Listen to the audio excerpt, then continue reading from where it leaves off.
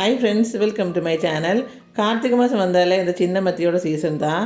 நான் மற்ற நாளில் கூட நம்ம மீனெல்லாம் வாங்கலாம், விலை கம்மி தான். ஆனால் ஞாயிற்றுக்கிழமைங்கிறப்ப மீனுக்கு விலை ரொம்ப ஜாஸ்தியாக இருக்கும். ஆனால் நிறைய வெரைட்டி ஆஃப் மீன் கொண்டு வருவாங்க.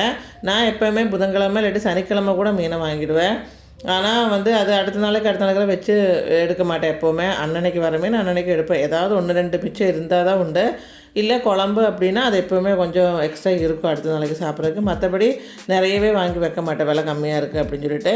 இந்த மத்தியெல்லாம் இந்த சீசனில் நம்ம சாப்பிட்டுடணும், நல்லா இருக்கும், டேஸ்ட்டாக இருக்குது.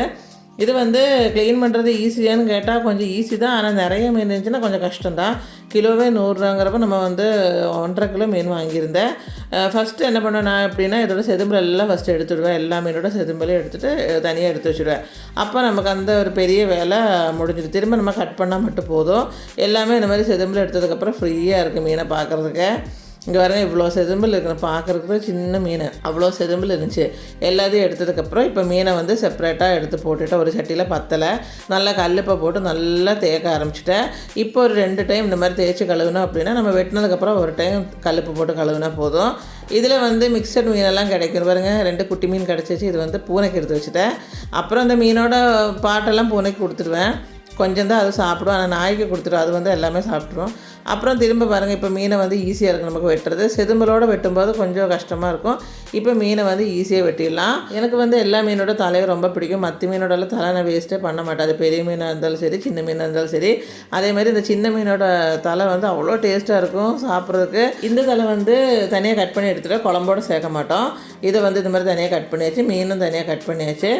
தனித்தனியாக போட்டு நல்லா திரும்ப கட் பண்ணி எடுத்துக்கப்புறம் உப்பு போட்டு நல்லா திரும்ப ஒரு தடவை கழுவி எடுத்தோம் அப்படின்னா நல்லா பளிச்சுன்னு ஆகிடும். ஆனால் என்ன கிட்டத்தட்ட 1.5 மணி நேரம் ஆயிடுச்சு இந்த வேலையெல்லாம் பண்ணி முடிக்கிறதுக்கு. இப்போ மீனெல்லாம் பாருங்கள் நல்லா பளபளன்னு ஆயிடுச்சு. அதிலே பார்த்திங்கன்னா வேலூரின்னு சொல்கிற அந்த மீன், இந்த திருமீன் மாதிரியே இருக்கும் பாருங்கள், அந்த மாதிரி மீனெல்லாம் இருந்துச்சு. இப்போ தலை தனியாக மீன் தனியாக எடுத்து வச்சாச்சு.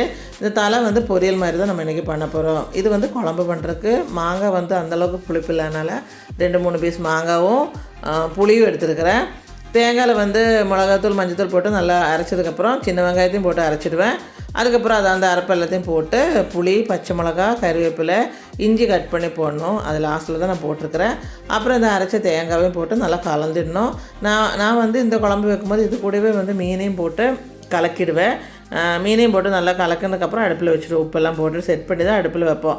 நம்ம இப்போ குழம்பு தாளிச்சிட்டு குழம்பு செய்கிறவங்களும் இருப்பாங்க. ஆனால் இது எங்கள் ஊர் ஸ்டைலில் எங்கள் அம்மாவில் இந்த மாதிரி தான் குழம்பு செய்வாங்க. அதனால் ஒரு சில மீனெல்லாம் இந்த மாதிரி செஞ்சால் தான் பிடிக்கும். அதனால் இந்த மாதிரி தான் அரைச்சி போட்டுக்கிறேன்.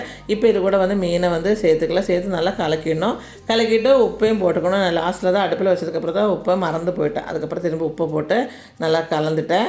இங்கே வருங்க, தண்ணி தேவையான அளவு தண்ணி சேர்த்து உப்பை போட்டு மூடி வச்சிடணும். அப்படியே ஃபஸ்ட்டு ஹை ஃப்ளேமில் வச்சுட்டு ஒரு 5 நிமிஷம் கொதிச்சதுமே கொஞ்சம் சிம்மில் வச்சிடணும். சிம்மில் வச்சதுக்கப்புறம் தேங்காய் எண்ணெய் ஊற்றிட்டு நல்லா ஒரு 10 நிமிஷம் வேக வச்சு எடுத்துடலாம். அவ்வளோதான். இந்த தலையில் உப்பு போட்டதுக்கப்புறம் நம்ம தேங்காய், மிளகாத்தூள், மஞ்சத்தூள் எல்லாம் எடுத்து வச்சுருக்கிறோம். அப்போ அந்த அரைச்ச தேங்காயோட கொஞ்சம் இருந்துச்சு, அதையும் போட்டுட்டேன். இதில் குடம்புலையும் போட்டுட்டு ஒரே ஒரு பீஸ் மாங்காய் இருந்துச்சு, அதையும் போட்டுட்டேன். கொஞ்சமாக தண்ணி ஊற்றி இதை அப்படி நல்லா வேக வச்சு எடுத்துடணும். அவ்வளோதான். ஒரு 5 நிமிஷம் வேகிறதா இதோட தண்ணியெல்லாம் ட்ரை ஆகிடும். நல்லா பொரியல் மாதிரி எடுத்துடலாம்.